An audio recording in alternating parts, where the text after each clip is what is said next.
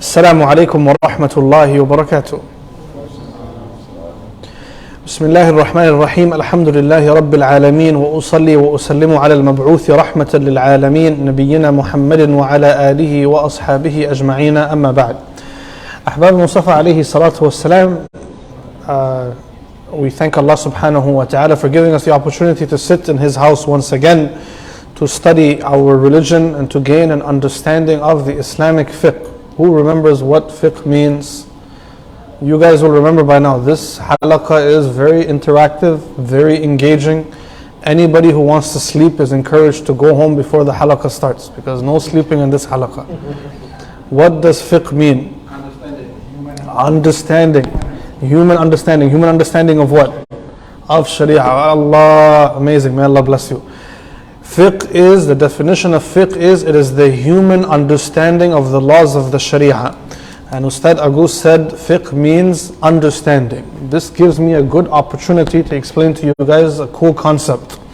When you study any Islamic science, you will find two definitions for any word or any term.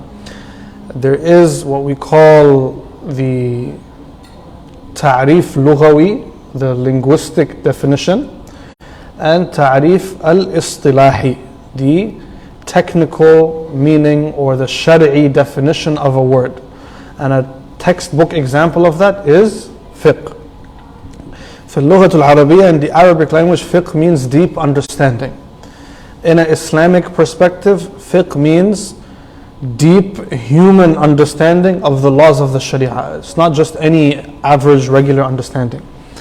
There are many words in the Arabic language that Islam borrowed and gave it a more specific meaning. I'll give you two examples and we'll proceed.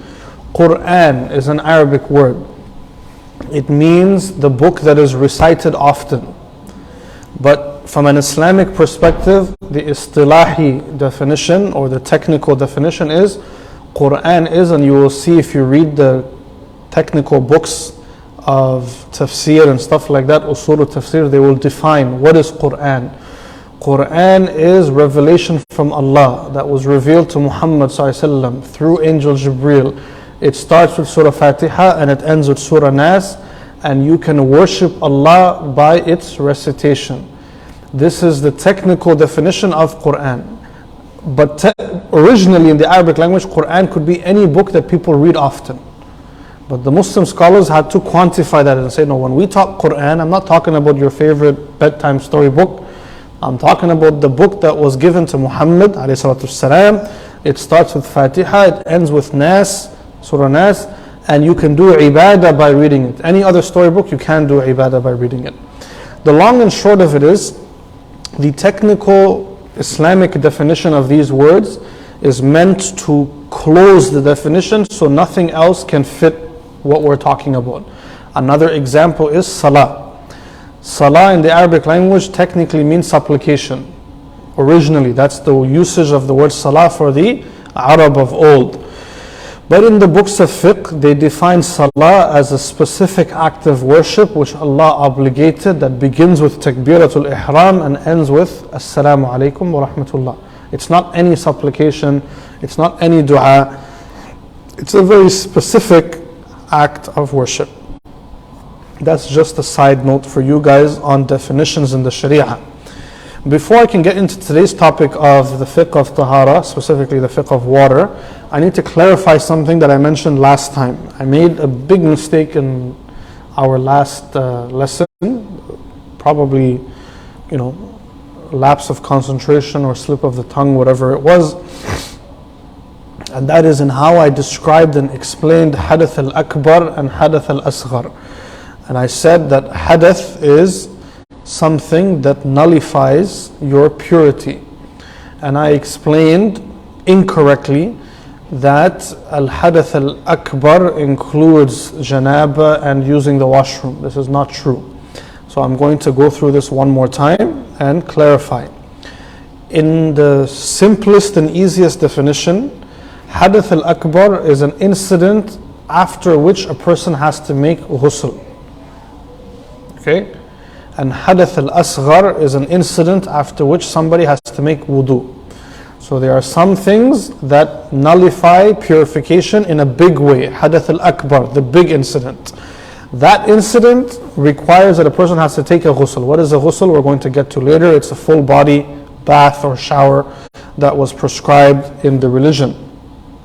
So when do you need to take a ghusl? When you're in a state of janaba, man or woman.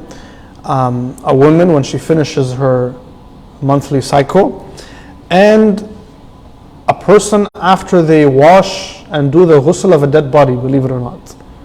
Right? So if a person gives ghusl, does the ghusl for a mate, for a dead body, then they themselves need to take a shower, take their ghusl before they can pray and carry on with their business. So this is hadath al-akbar, anything that requires ghusl. And hadath al-asghar is anything that requires wudu. What are some examples of that, guys? After what does a person have to make wudu? After somebody goes number 1 or 2. Akramakumullah. Very good. What else? Gas. Diesel, petrol, what? Premium? No, after the human being passes gas or passes wind, there's a requirement to make wudu. Right? Good. What else? There has to be more, right? Good. After you sleep, right? What kind of sleep? This is something important. I'm looking for the one who's sleeping now so I can use them as an example. The scholars of Islam, they explain full sleep. What is the definition of full sleep? It means someone is lying down on their side, right? Right side, left side, on their back. If you are sitting and you doze off or you nod off, your wudu is not broken. Right? So it's somebody, the reason this is important to discuss and think about, how many people, you guys will know better than me. No, I know better than you because I give the khutbah. How many people during the khutbah are snoozing? Right? Not many? You must be snoozing. No, there's a handful of people during the khutbah who are doing dhikr. So these guys, if we say that they are technically asleep, then we would have all these guys getting up before the khutbah is done to go make wudu and come back. But that is not the case. Until a person loses consciousness, meaning that they cannot support themselves upright and they fall down, at that point they are required to make wudu, right?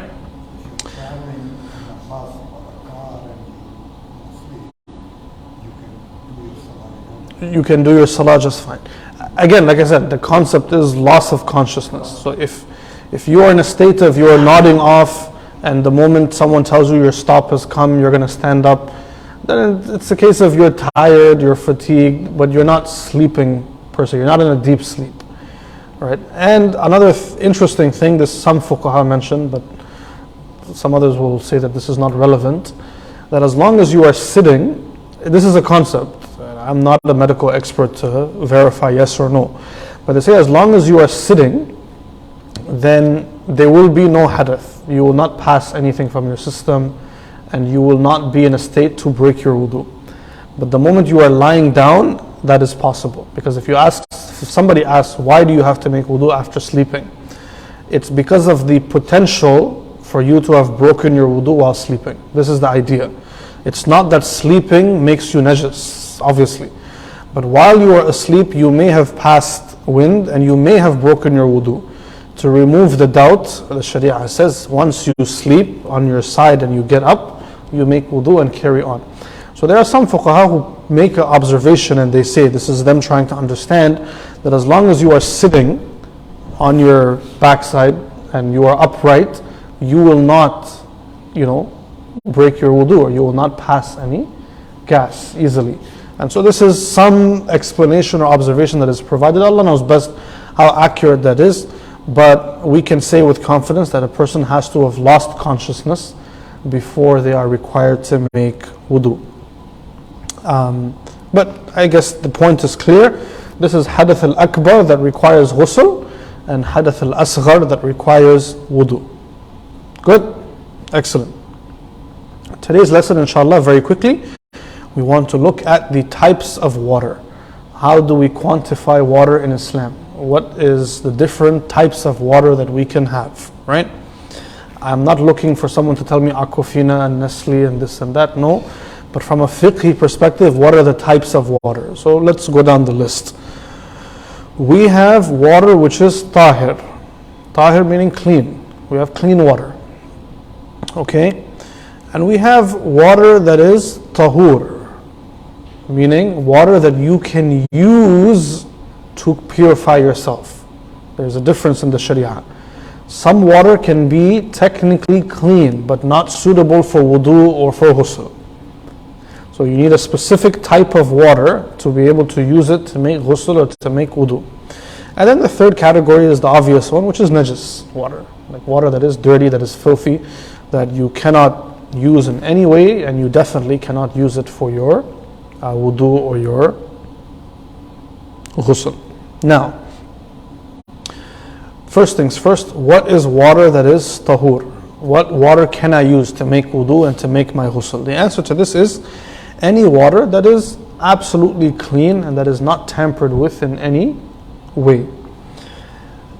The second thing is, then what is clean water that I cannot use for my wudu or for my ghusl? The answer to that is any water, and we're doing this quickly and simply, any water that's taste, color or smell has changed. Clear? It may not be najis, but the taste, color or smell of that water has changed. It may still be water that is clean technically.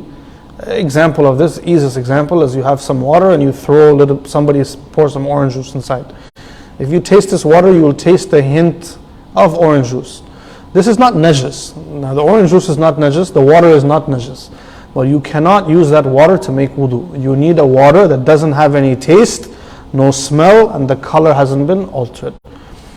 Another example, the obvious one, some kid adds a drop of blue dye into the water. You taste it, it tastes like water. You smell it, it doesn't smell bad, but it's blue water. Shar'an, according to our religion, you cannot use that to make wudu because the color of it has changed. So this is a very technical point, that in the Sharia, there is water that you can use for wudu and for ghusl, and it is water that is water. If you point to it, you will say this is water. If you taste it, you will say this is water. If you smell it, you will say this is water. The moment any of these things change, because think about it, if you put orange juice in the water and you taste it, you will not say this is water. You will say this is orange juice mixed with water. If you put a tea bag in the kettle, you will no longer call it water. You will say this is tea. If somebody puts blue, color in the water, you might say this is water, but you will say this is blue water. And Shar'an, if you look at it, the color has changed, therefore it's not suitable to be used for wudu or for ghusl. So this is something to make note of. As long as the water is in its original state, original smell, original taste, original color, you can use that water for your ghusl and for your wudu. There is something worth mentioning here that the Prophet ﷺ spoke about and the fuqaha spoke about, but perhaps is no longer applicable in our time because of the lifestyle we live in. And that is that another thing that disqualifies water from being able to use for wudu and for ghusl is if someone else used that water for wudu and for ghusl. Naam? The water, naam, yes, exactly. May Allah bless you. What this means is, in olden days, they didn't have running water, they didn't have a shower head, and they didn't have a drainage system. Then people used to bring a bucket of water, and they used to have a basin or an area, and you pour that water and you make wudu. Now the water that you collect after someone else made wudu, you cannot use that to make your wudu. It may not be najis water. It's definitely not najis. Shar'an, you can use that to wash your clothes, you can use that to clean your house, you can use that to water your plants, you can do whatever you want with it. But water that is left over, that someone used it on their arms and on their face, they made wudu, and then it collected somewhere, the second Muslim cannot go take that water and then use it to make their wudu. Like I said, this is a concept, even if you study fiqh at a higher level, you will find the scholars going in details about this. But I found out it's no longer applicable in our time, because frankly, the water I used to make wudu, I never see it again. It's gone down the drain, and the next person that opens the tap, they get new water. Then this is something that we do not need to dwell on. Oh, but seawater, it's a question from online. It tastes salty. If it tastes salty, if somebody's asking online, if it tastes salty, you cannot use it for your wudu or for your ghusl, right? Seawater. No. Any water that does not have any altered taste, altered smell, altered color is what you can use for your wudu. And the scholars, they give examples when they talk about it. So they'll say rainwater, water from the river, and they'll give the classical scholars especially. Again, you have to keep in mind that it's a very modern phenomenon that we have tap water that is filtered and that comes running clean, alhamdulillah, all the time. Big ni'mah from Allah that we have to be grateful for. And it reminds me of something, a saying in our tradition. Some people say it's a hadith, perhaps it's not, that seems to be the stronger opinion, but it is reported in our tradition that we as Muslims do not waste water, even if we are on the banks of the river or in front of the ocean. Like you have unlimited water to make wudu, still you will not waste water. This is our teaching. Then in our time, yeah, we have running water unlimited to a certain extent, right? But the Muslim, and we should teach our family and teach those who we love, that the Muslim does not waste water. It's extremely important. Now, we looked at water that is tahur, that you are allowed to use to do your wudu and your ghusl. We talked about water that is clean, but you're not allowed to use. Here's another concept, which is the Prophet ﷺ, he taught us that any water that is bigger than, the Prophet ﷺ described it as qullatayn, which is, you can translate it as, he literally said any water that can fit in two large containers. Now what is two large containers? Fuqaha have differed. I'll share with you guys one opinion to give you a line of thinking. In the Hanbali madhab, they mentioned that this is 200 liters of water. 200 liters of water. Two qulla, yeah. Qullatayn is what the Prophet said, right? 200 liters of water, meaning we're talking about a large amount of water. And the reason the Prophet spoke about this is he said that when water reaches that amount, nothing will make it najis unless it changes its taste, color, or smell. Now, hear me out here.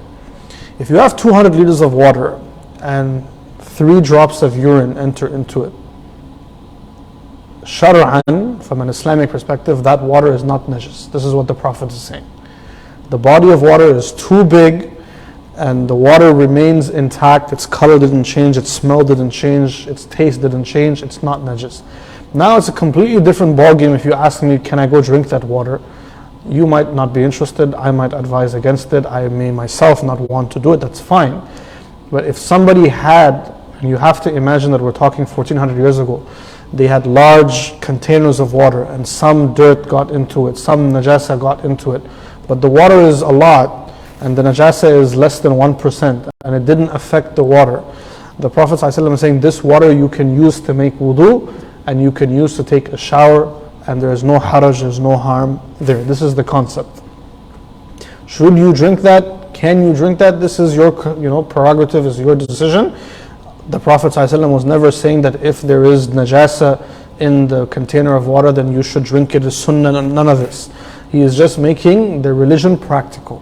That if you have huge amount of water and some najasa enters into it, and it's not enough to change the color, taste or smell, then bismillah, you can use that water to make wudu or to make your ghusl.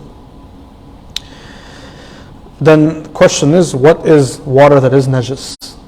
How does water become najis? Water becomes najis when najasa enters the water in a quantity enough to change its color, taste or smell. It's really that simple. So you have an amount of water, there is najasa in it, dead animal, human, urine or feces of another animal, and it enters the water in a quantity that it now changes the color, taste or smell. If you look at it, you see the filth, you can't use this, it's najis. If you look at it and you smell something, you go near it, you smell something, you can't use it. If you taste it and it tastes funny, you can't use it. It is najas water if the najasa is inside of it. I'm going to conclude with a fun fact for you guys. We will discuss this in detail later on. But in the Quran, Allah says, He explains to us how to make wudu. And He says, يَا أَيُّهَا الَّذِينَ آمَنُوا إِذَا قُمْتُمْ إِلَى الصَّلَاةِ فَاغْسِلُوا وُجُوهَكُمْ وَأَيْدِيَكُمْ إِلَى الْمَرَافِقِ. The ayah goes on, but we're stopping here. O you who believe, when you stand to pray, wash your face and wash your hands until the elbow. And then Allah mentions the wiping the head and washing the feet and so on and so forth. Now, the question that you guys should be thinking about is, why did Allah not mention when you stand to pray, rinse your mouth and wash your nostril before washing your face? Any answer? How come the ayah in the Quran, by the way, all of us make wudu most of the time, we start by rinsing our mouth and washing our nostrils, right? It's the same in Georgetown? Right? Universal, right? Alhamdulillah. But the ayah in the Quran is clear. O you who believe, when you stand to pray, wash your face. That's how the wudu starts in the Quran. How come? What's happening here? Any idea, any thought process? You guys can call a friend for help if you need. Wajib. Minimum requirement. Wajib. MashaAllah. Excellent. Right? Nice to have what?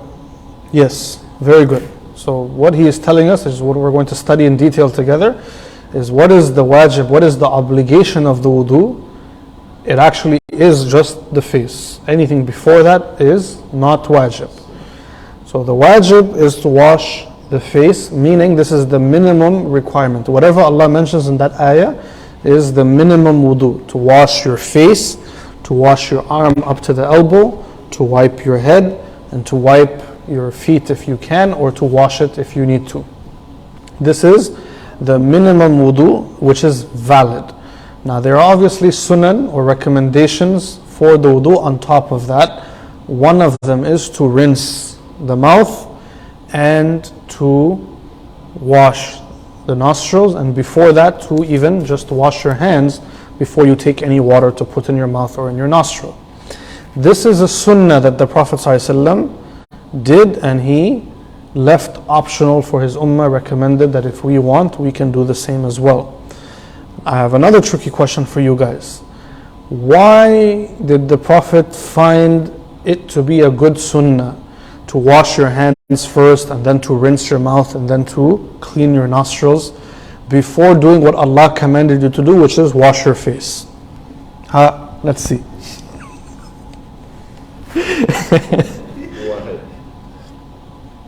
What could be the hikmah? What could be the reason?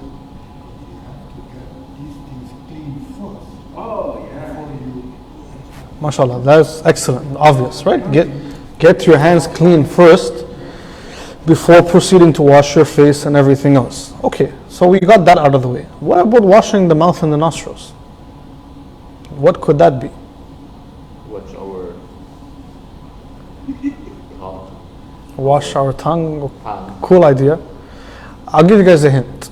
Think in the context of what we spoke about so far today. It's directly related to what we studied. Which one? That was last time. What we studied today. Water. Water. When we can smell the water, we can drink the water. That's the whole life. This guy deserves big prize. That's really what the scholars mention. That the Prophet ﷺ, this sunnah of his, the reason is so you can smell the water, you can taste the water, and you wash your hands so you can see, is this real? Yeah. The moment if you taste it funny, you stop. You have to look for other water. And you put it in your nose, you smell it. If it smells funny, find other water.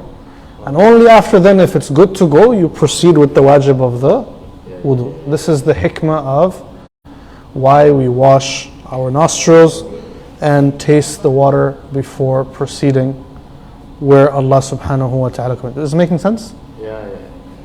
For one person it makes sense. What about the rest?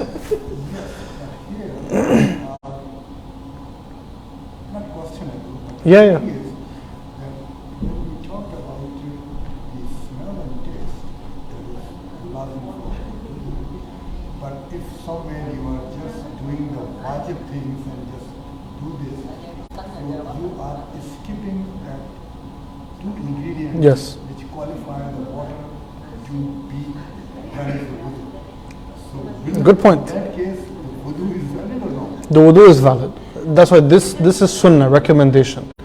Meaning, somebody who has time and wants to be 100% sure, they can do this. But somebody else, because you can argue, you are 100% correct, that if the water smells funny, I don't need to put it to my nose to smell it. By the time I take it to my face, I will know if it smells or not, right? And that's why it's important to understand and to know, inshallah, this will be our style of studying fiqh, that the Muslims, especially even when we teach others, we teach our children, we should know what is the minimum requirement, hikmah for sure, and what is the minimum requirement of the sharia. Because if something is more than the minimum requirement, we can't force other people. Right? I'll give you a simple example. How many times have we heard, I'm sure you've heard and you're familiar with this, someone teaching their kid that the Isha is 17 rak'ah. Oppa, 17 rak'ah? This will take 45 minutes to pray, the sunnah before and the sunnah after and the nafil after and the witr after and the nafil after the witr. Okay, this is good. There's lots of stuff you can do beside the fard. But in essence, Allah prescribed 4 rak'ah at night before you go to sleep. And that is what you need to teach others. If you make it more than what Allah prescribed as the minimum requirement, somebody else might find it too much. And the most miserable thing that me and you could ever do is we make the deen seem more heavy than it is, and somebody else says, I can't carry it. Like this is the worst thing that me or you could ever do. That you try to give somebody else the deen, but you package it too heavy for them. Then they say, I can't carry it. Then put the deen aside and move on. So where did I start from? That even for the wudu, what is the wajib or the bare minimum requirement of the wudu is important to know. The reason is, I found out many times in the workplace or for kids in school, wallahi, if you take this, what Allah told us in the Quran, this wudu takes 30 seconds. And it's not complicated whatsoever. Allah said, wipe your face with water, wash your hand to the elbow, wipe your head, and if you can, wipe your feet, meaning whatever is covering your feet. That wudu takes how long? Literally 30-45 seconds maximum.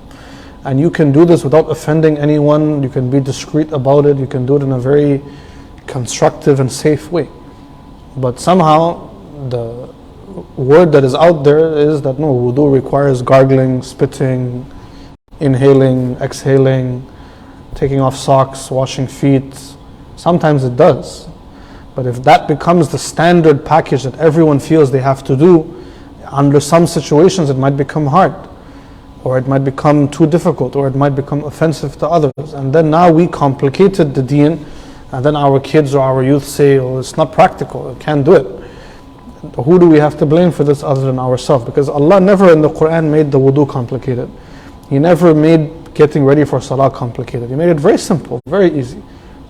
Try when you go home, not because we don't have water or because you don't have time, but for the fun of it, make the obligatory wudu that Allah said in the Quran. Just wash your face, wash your hands up to the elbow, wipe your head, and if you had wudu earlier in the day and you have socks on, wipe the top of your socks. And come back to me and tell me that it took too long, or it was difficult, or it was inconvenient. You'll find this wudu is piece of cake. And nobody will ever feel inconvenienced or feel this is complicated. And by the way, just to wrap the discussion up, the hikmah that I shared with you about smelling and tasting the water, this is the work of ulama al-Islam. The Prophet ﷺ never said that. The Prophet never said, yeah, Muslimin, rinse your mouth so you can make sure the water doesn't taste bad. Never said. But we know that this was a sunnah, it's not obligatory because Allah never commanded this in the Quran. And there happens to be an ayah in the Quran where Allah prescribed the wudu, and this is not included there. So logic dictates that this practice of the Prophet is optional. It's not mandatory. Making sense?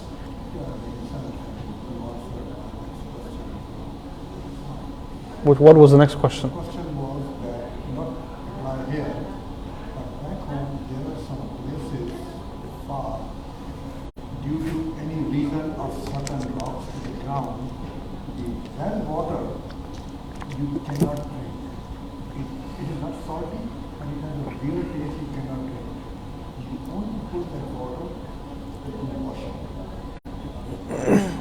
If I was about to ask you then what did those people do, but since you did clear about that lazim things and not lazim things, so that means Exactly. that Because that water, if it's well water that is clean and the taste of it is from the taste of the earth or the rocks or something, this is different, by the way.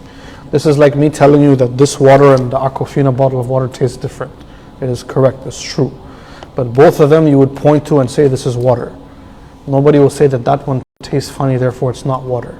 You see where I'm coming from? no, that's right. Yeah. It makes sense, and as you say, that they have always tried to be easy For the people. The other question was about standing water and flowing water.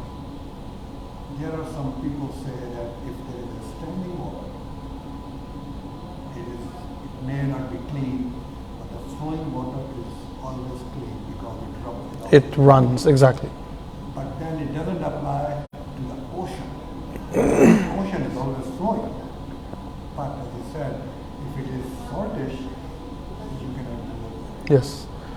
But wajib you can do that with the seawater because you are not. No. I'm saying that the water that tastes different than fresh water, you cannot use to make wudu, even the wajib wudu. Like even the minimum requirement wudu, if it tastes different than water, if it has some other element mixed in it, you cannot use that for wudu. That's what I'm suggesting. Okay. So seawater is out of the question. If it tastes different, no. That's the condition that the Prophet gave. And for stagnant water, it will take the same condition. If the color, taste, or smell of the stagnant water has changed, then it cannot be used. If the color, taste, and smell of the stagnant water is water, you can use it. Making sense? Excellent. Ahbab, I think with that we will conclude. Are there any other questions or comments? Sheikh, the faqih in the corner? Good? MashaAllah, excellent. Question, go ahead. How about sparkling water? Sparkling water. Sparkling water. Sparkling water is a very good question. I can check with some of the other scholars and get back to you. Off the top of my head, for now, we will say no, right? Because something has been added to it to change the taste and the overall property of the water. But I can ask and we can get back to you. One thing that I will say to answer that is because somebody might say, okay, I have no water, but I have sparkling water. Should I then use it to make wudu or do I make tayammum? In these type of scenarios, it's important that we adopt a mindset that where the Sharia made option B is perfectly legitimate. Like if I have doubt, is this water or not water, I better opt for tayammum because tayammum is permissible. It's not like tayammum is any less than wudu. It's just while there's water, there's no tayammum. But now if there's water but there's doubt, can I use the water? I would say skip the doubt, avoid the doubt, and go make tayammum, which you know how to do and you have clean sand available, and there is no harm done. Practically, I feel the situation Yeah. is, we call it is a ritual job. Yes. Especially with Tama, we are not doing You're not physically cleaning anything, yep. I've been traveling a lot. The situation comes when I get to Tama, but I have to take the jacket off. Can I just put the dust over the jacket or no, it has to be that? Because Tama is not doing any cleaning stuff. It is Wallahi, excellent question. And I will do some research and get back to you. I have to check with my teachers and I'll get back to you inshallah. But very practical question. I faced it, that's why I'm Okay, mashallah. Yeah. No, but you have to do. No, in some madhab they say up to the elbow. Yeah. So that's why he's asking. Yeah. And to take the jacket off in this weather and you are traveling. Yeah. No, I'll ask inshallah and we will. But by the way, okay, I'm going to ask for the technical understanding of the reason I'm going to ask and investigate is if somebody is wearing sleeves that are buttoned or buckled, does he need to open it? 110% with full confidence, I will say that if there is harm or danger or severe inconvenience, the Sharia will make exception. This is how the Sharia is wired. Meaning, all the way down to never, forget about making tayammum. If there's a condition, for whatever reason, that somebody is, his health is compromised, and it's too cold, and if he made wudu with water, he can develop a fever, and it might be life-threatening or something. Are we going to tell him because you have running water, you have to make the wudu? We'll tell him, find a way out, make the tayammum, do this, do that. Obviously, the Prophet ﷺ, the Sahaba, they came to him with a man who he had a wound, right? And they were out somewhere away from the Medina, and the Sahaba were discussing, must he make wudu or must he find a different way? Can he skip that part? They didn't know about tayammum. So can he skip that arm maybe? I'm just using an example. That arm has a wound. Can he skip it while making his wudu? Like, if he washes it, it's going to be potentially damaged, infected, whatever the story might be. And so the companions, they discussed among themselves, and the majority opinion was that he's going to pray, he should do what he has to do, let him make wudu, he should make wudu. Some other companions said, no, this will be harmful, he shouldn't do it. The man eventually made the wudu, he got the infection, he passed away before making back to the Medina. When they came to tell the Prophet ﷺ about what happened, the Prophet said those who gave the wrong fatwa killed him. Because if they didn't know, they should have waited and come and asked. Like, why did you put somebody in harm's way when you didn't know and you weren't even confident that was the right answer? How dare you give somebody a recommendation and you were 50-50 about it, and the person's life is at risk at the same time? So we learn from that example of the Prophet ﷺ that the safety and well-being of the Muslim is number one priority. And any time there is great difficulty, you will find the Sharia coming to make a way out, to make it easy. Right? So if the condition is like that somebody is somewhere outside, it's minus 40, and okay, he needs to prepare to make salah, and he has some sand or whatever, he needs to make tayammum, and he is in a condition that if he opens his jacket and exposes himself, this will be potentially harmful to him. Then tawakkal ala Allah because of the situation, but this is not hukum shari'i in the sense that Allah and His Messenger prescribed that you can make tayammum over your clothes. But this is a case of, because of the necessity and the dire need that you are facing to keep yourself protected and to keep yourself intact, then you will do what is safe and what is best for you. And there are many examples where the Prophet ﷺ applied this concept throughout his life. When interacting with the Sahaba, he was trying to make sure things were easy and things were doable for the people, not to complicate it and put people in harm's way. And I hope that answers your question. But I have made note of the discussion, inshallah, and I will investigate further and get back to you, because I appreciate the very practical question. Now? You've experienced, exactly, yeah.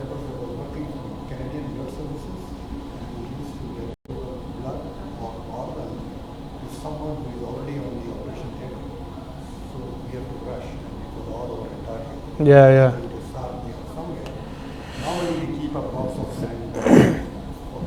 Oh, that's the strategy. Yeah. Okay. Yeah.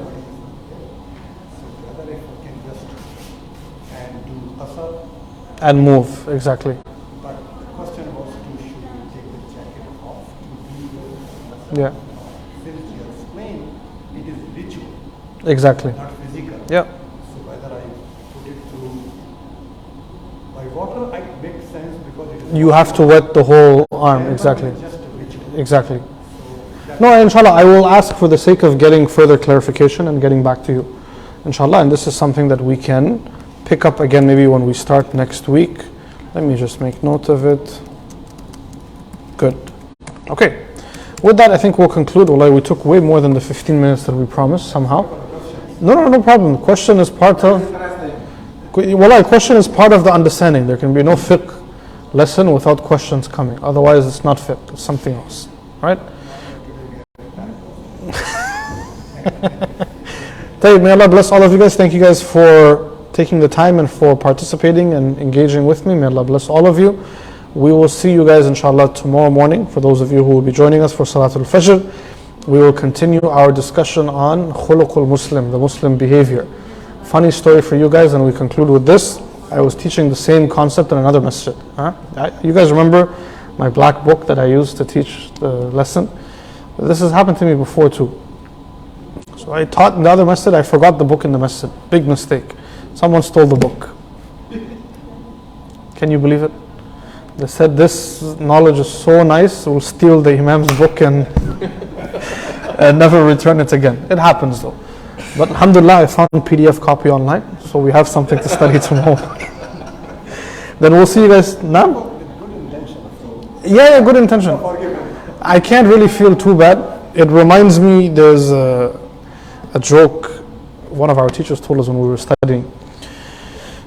He said, or we'll save that for another day inshallah. But for those of you who are watching at home, may Allah bless all of you. Don't forget to share this with a friend. Perhaps the reminder is beneficial for a believer. And we will see you guys next time inshallah. I encourage you to visit our website online and continue to stay up to date with the activities here at Masjid Istiqlal. We are closely approaching the month of Ramadan, and we have a wonderful program outlined for the entire community.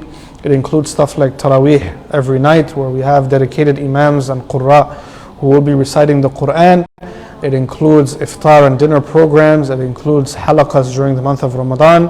One of the ones that we can announce publicly now is every Saturday, 1 hour before iftar, we will have a halaqa where we will be studying the stories from Surah Al-Kahf. I will be teaching that inshallah.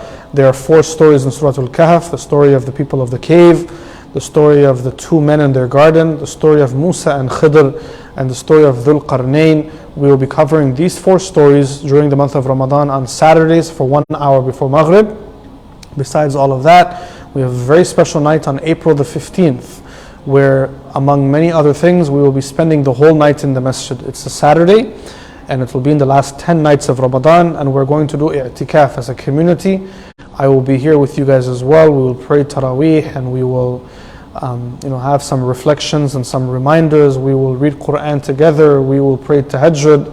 We will have iftar obviously after Maghrib. We will eat suhoor together, and then we will pray Fajr and go. And there is more to that program as well that I encourage you to stay tuned for. Keep up to date with our activities and all of our offerings, and there is something for every member of the family right here at Masjid Istiqlal. Until we meet again next time, enjoy your evening. Assalamu alaikum wa rahmatullahi wa barakatuh.